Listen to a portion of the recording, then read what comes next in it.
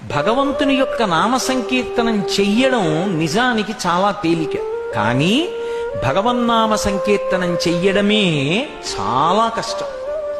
నేను ఈ మధ్య నాతో ఒక ఆయన అన్నాడు, మీరిప్పటికీ 400 గంటలు ప్రసంగాలు చేశారు అన్నాడు. నేను తర్వాత మా ఇంటికి వెళ్ళి స్నానం చేస్తూ చాలా చిన్నబుచ్చుకున్నాను. 400 గంటలంటే 24 గంటలైతే ఒక రోజు. అంటే కనీసంలో కనీసం ఇప్పటికి నాకు 54 ఏళ్ళు వచ్చాయి. 54 ఏళ్ల వయస్సులో నేను భగవంతుడి గురించి చెప్పింది 5 రోజులు కూడా లేదనమాట. 400 గంటలు చెప్పానంతే ఇప్పటి వరకు.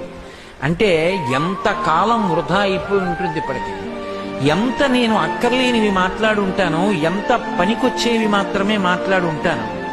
భగవంతుడు మనుష్యునకు ఇచ్చినటువంటి అపూర్వమైనటువంటి సాధనం స్వరపేటిక. ఈ స్వరపేటిక ఉంది కాబట్టే మనుష్యుడు ఒక్కడే భగవన్నామం పలుకుతాడు. 84 లక్షల జీవరాశుల్లో 83,99,999 జీవులు పలకవు, మాట రాదు. మాట లేదు కాబట్టి అవి తిరిగి భగవన్నామాన్ని పలకవు.